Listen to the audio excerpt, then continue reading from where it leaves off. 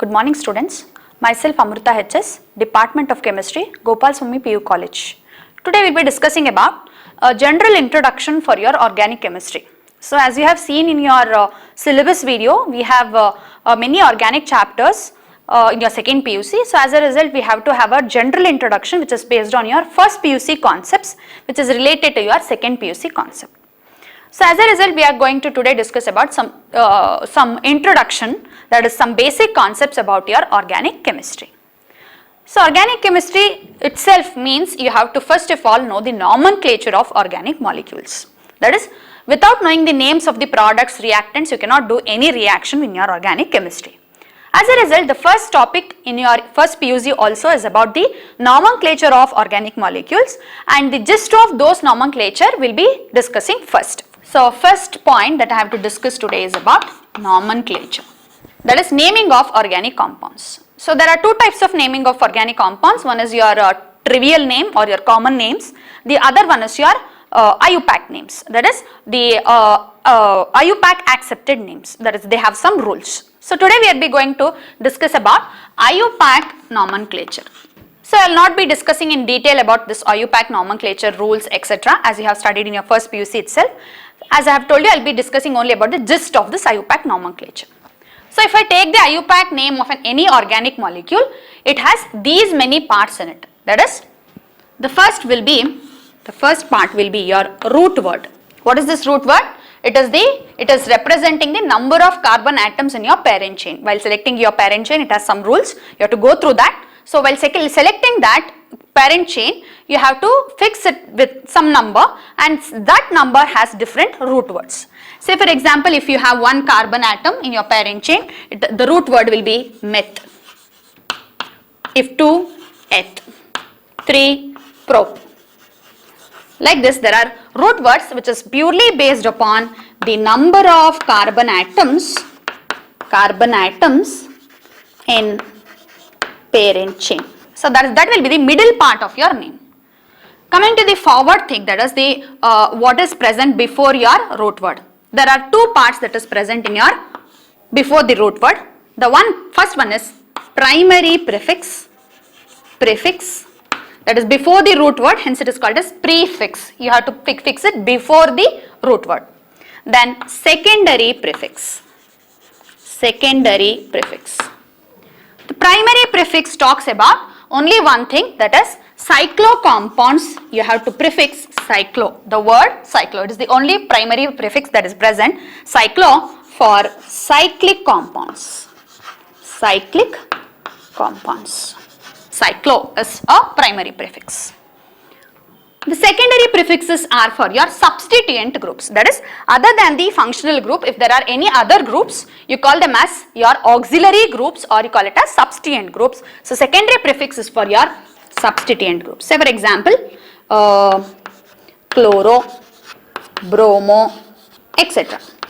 methyl, ethyl, etc. are your examples. So these are the names given for your substituent groups. So examples are here. These are your secondary prefixes. So primary prefix is your cyclo word, which is used in your cyclic compounds. Secondary prefix is for your substituent groups that is present other than your functional group.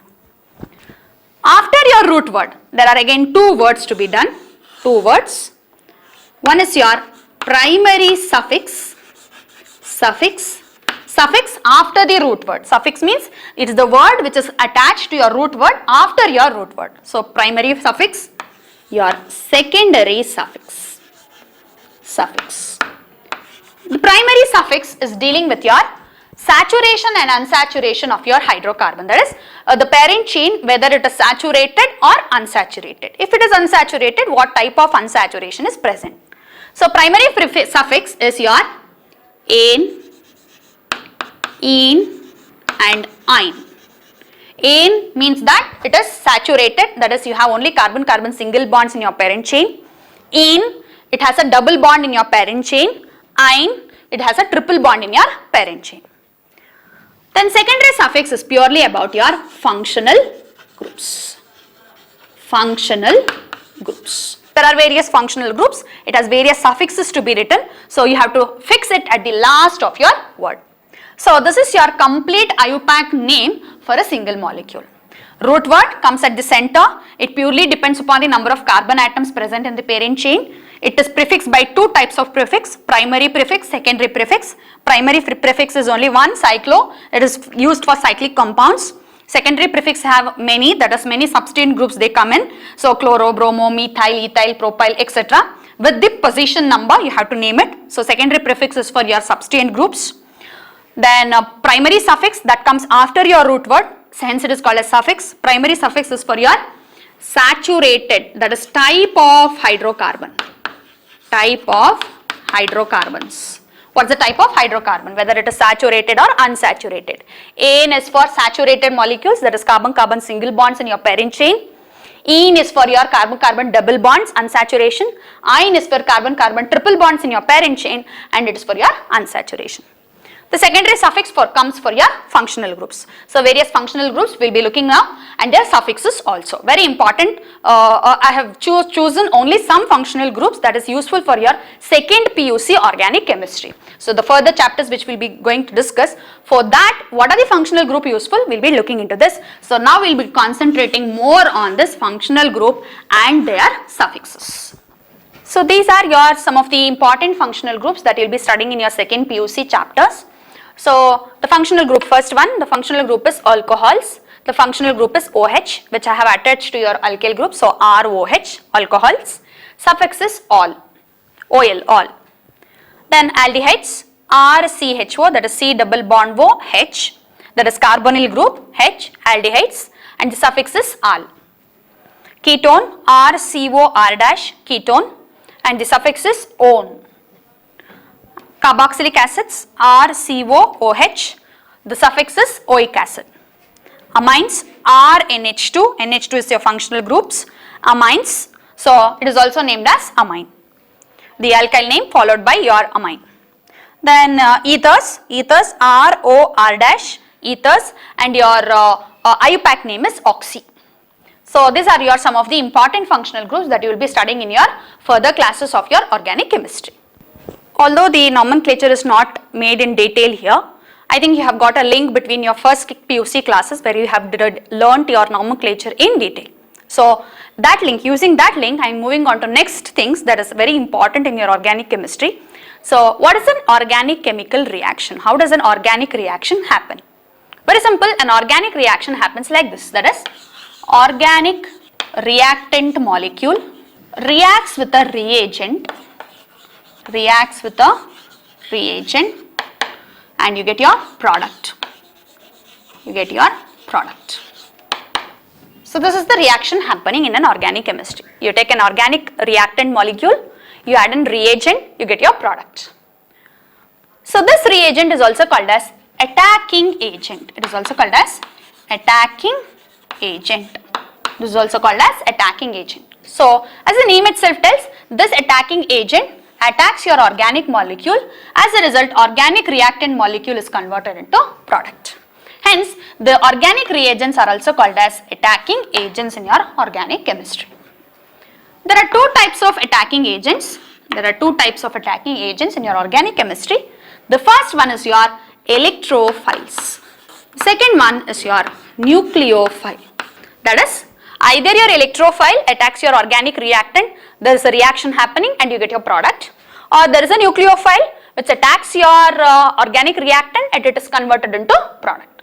So hence there are two types of attacking agents or two types of reagents, nucleophilic reagents, electrophilic reagents. So hence there are two types of reagents, attacking agents that attack your reactant molecule. The electrophile is represented by E plus, while your nucleophile is represented by Nu minus. These are your representations.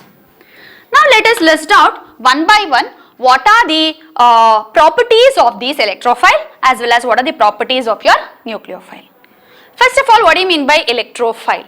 Electrophile is a species which is electron deficient in nature. It is an electron deficient species. As a result, I have written plus. Plus charge means it is electron deficient. So electrophile is an electron deficient species. Nucleophile is opposite to that. It is electron rich species. Electron rich species. Electrophiles, since it is electron deficient, they love electrons. That is, they love your electrons to be, that is, they accept the electrons very easily. That is, they love electrons. Love electrons. Opposite, since nucleophiles are electron rich already, they hate electrons. They hate electrons. Since electrophiles are electron deficient, they attack such sites wherein electron is rich. So since these are electrophiles, that is electron deficient species, they attack at a site where electron is rich. So attacking site, since it is an attacking agent, attacking site should be electron rich. Since it is electron poor, it has to attack your site wherein it is electron rich. Opposite here, since nucleophiles are already electron rich, they attack such sites whereas electron is deficient. So attacking site should be electron poor. Electron poor. So electron deficient species, these are electron rich species, hence their attacking site is electron rich, here the attacking site is electron poor. Some of the examples, if I take some of the examples, your electrophiles, Cl plus, CH3 plus, NO2 plus, etc. These are your electrophiles. So how do you know it's an electrophile? You can observe the positive charge on your species present here, which means that it is electron poor, hence act as your electrophiles. Examples of nucleophiles. Here nucleophiles can be of two types. Either it can have a negative charge or it can have a lone pair of electrons. So lone pair of electron is nothing but excess of electron that can be donated. So as I have told you, it is electron rich, hence it gives electrons. As a result, the nucleophiles can be either negatively charged species or it should have a lone pair of electrons in it. So these species can be either negatively charged species or it should have lone pair of electrons. Lone pair of electrons are nothing but extra electron which make the species electron rich. So example, OH minus, ammonia, NH3, a lone pair of electrons on nitrogen, H2O, water, a lone pair of electron on oxygen. So it can be either negatively charged species which is acting as a nucleophile, electron rich, minus means it is electron rich. Ammonia and water molecules also act as your nucleophiles, although they are not negatively charged, but they are electron rich due to the presence of this lone pair of electrons. So now we have discussed about this reagent, attacking agent. There are two types of reagents, electrophilic reagents and nucleophilic reagents. So electrophiles and nucleophiles, we have discussed about these things. The next thing is we have to discuss about what do you mean by an organic reaction mechanism. What do you mean by an organic reaction mechanism? We'll be looking into it. So organic reaction, as we have seen just now, it is not so simple that you get an organic molecule, you add reagent, you get your product. That is, it has various steps in it. That is, the reaction has various electron flow from one species to another species. The detailed study of this electron flow from one species to another species is called as your mechanism. That is, if I take a reactant molecule, organic reactant molecule, you add an attacking agent, that is reagent. First you get your intermediate. This intermediate further get converts into your product. This intermediate further gets converted into product. The whole reaction, this whole reaction is simply nothing but your electron flow. It's nothing but your electron flow. That is, electron flows from rich regions to poor regions, and this electron flow stepwise study is called as your mechanism. So this electron flow, its stepwise study is known as mechanism.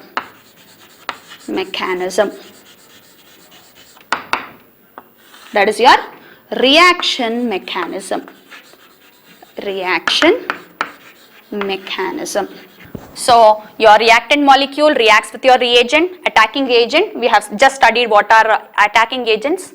You get your intermediates, a lot of intermediates, wherein there is a flow of electron from one region of molecule to another region of molecule, or from one molecule to another molecule. Then finally you get your product. So this complete steps that we have seen here follows electron flow from one species to another species. This electron flow, it's stepwise study by using arrow marks, very important, by showing the electron flow, the electron which is flowing, electron flow by arrows. Arrows are known as your reaction mechanism. That is, you are showing electrons moving from one place to another place, or from one molecule to another molecule with the help of arrows, which is called as your reaction mechanism.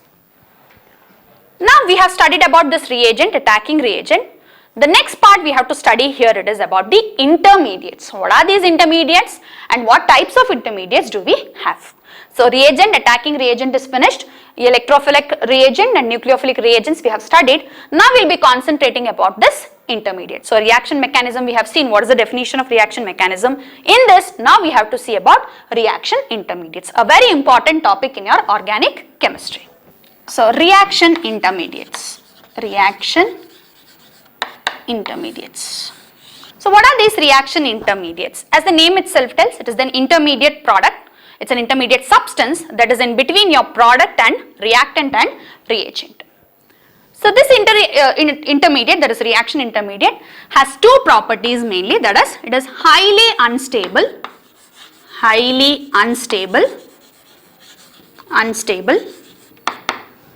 so it's a highly unstable molecule, and also highly reactive. That is, these intermediates which are highly unstable have a very small half-life. They live for a very small life period. They continuously, that is, they get converted into product instantly. So such type of species which are highly unstable and also are highly reactive are called as your reaction intermediate. So highly reactive and highly unstable, also they have very small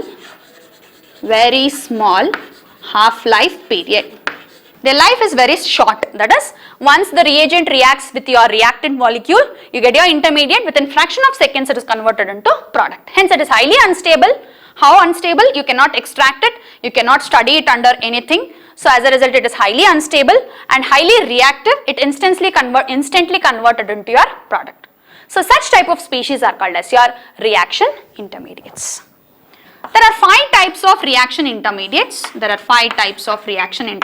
All along your organic chemistry. The first one is your carbocation. The second one is your carbanion. Carbocation, carbanion, free radicals. Then carbenes, nitrines. So these are your 5 reaction intermediates that come all along your organic chemistry. Carbocations, carbanions, free radicals, carbenes and nitrines.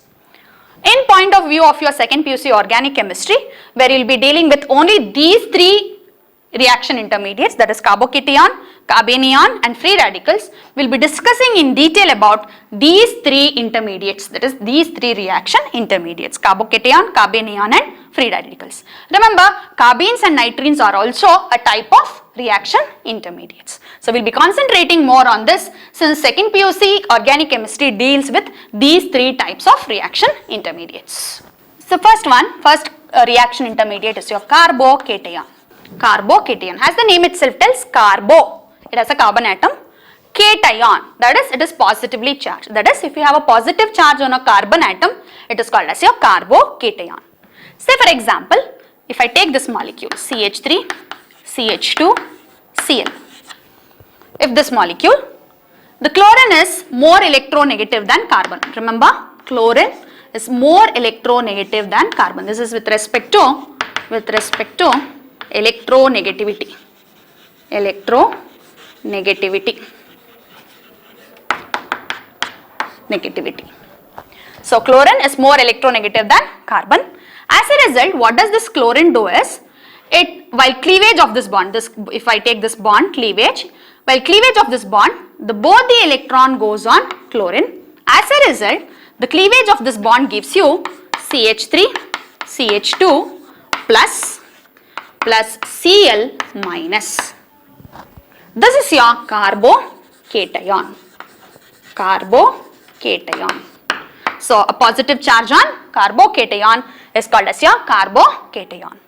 As you have seen, both the electrons are going on chlorine. It means that, I think you have studied about this, it's a type of cleavage of your covalent bond. What type of cleavage is that? It's your heterolytic cleavage. Heterolytic cleavage. I think you remember these two types of cleavages, homolytic and heterolytic cleavage. Here, an heterolytic cleavage of this covalent bond give rise to a carbocation. So what is a carbocation? It's a carbon with positive charge is called as your carbocations. There are three types of carbocations, that is primary carbocation, secondary carbocation and tertiary carbocations. That is, primary means a positive charge is present on a primary carbon. What do you mean by a primary carbon? Carbon attached to one carbon or no carbon. Say for example, your CH3 plus. It's a primary carbocation. Or you can take it as CH3, CH2 plus. Even this is a primary carbocation because positive charge is present on a carbon which is attached to one carbon. So carbon attached to one carbon or no carbon is called as your primary carbon. Hence it is your primary carbocation. So secondary carbocation, that is carbon attached to two carbons. So hence it is secondary carbocation. Tertiary carbocation, that is the positive charge is present on a carbon which is attached to three carbons. Hence it is a tertiary carbocations. So these are the different types of carbocations wherein positive charge is present on a carbon atom. The second type of intermediate, the second type of reaction intermediate is carbanion. As the name itself tells, carbane, carbon with anion, that is negatively charged species, that is the negative charge is present on a carbon. So for example, CH3 minus, carbanion, it's a carbanion, carbon has a negative charge.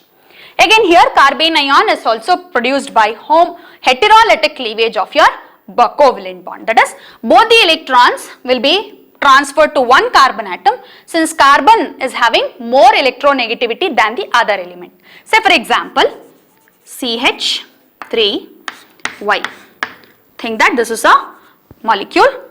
Here Y electronegativity is less than carbon with respect to electronegativity. Here Y, this atom's electronegativity is less than this carbon. As a result, what happens? The heterolytic cleavage happens like this. Both the electrons move on to carbon. Hence you get CH3 minus plus Y plus. This is your carbanion. The negatively charged species, the charge is present on the carbon. Such species are called as carbanions. Even here you have three types of carbanions: primary, secondary and tertiary carbanions. That is CH3 minus, CH3, CH2 minus, primary carbanions, secondary carbanion, tertiary, this is your tertiary carbanions. So these are your carbanions and types of carbanions. Carbon having a negative charge. Such type of intermediates are called as your carbanions. Again, this is produced by heterolytic cleavage. Heterolytic cleavage of covalent bond. Again, carbocation and carbanions, both they are produced by heterolytic cleavage of a covalent bond. The next type of intermediate, that is reaction intermediate, is free radicals. Free radicals are a type of reaction intermediate which have unpaired electrons in them. Neither the positive charge nor your negative charge, they have odd electrons in them. These are called as odd electron species, or they have unpaired electrons in them. Say for example, I take a chlorine molecule. This is a chlorine molecule. I subject it to light. And remember, these free radicals or free radical based reactions happen in presence of light. Hence, if this chlorine molecule is subjected to light, that is, light is subjected on this chlorine molecule, there is a, I think you can understand here, it is an homolytic type of cleavage happens. Homolytic type of cleavage happens, wherein one electron moves to one atom, the other electron moves to another atom. Remember, whenever you transfer one electron, you have to write a half-headed arrow. This is called as half-headed arrow. This is your complete headed arrow. You have to write as half-headed arrow. So one electron moves to one species respectively each. As a result, I get this Cl plus Cl. So both the chlorine atom have one unpaired electron each. Hence these are called as free radicals. Free radicals. So what are free radicals? These are your species reaction intermediate which are produced by homolytic cleavage of any species in presence of light, which have unpaired electrons in them, are called as your free radicals. The other examples of your free radicals may be your methyl free radical, your bromo free radical, ethyl free radical, etc. These are your other examples of your free radicals.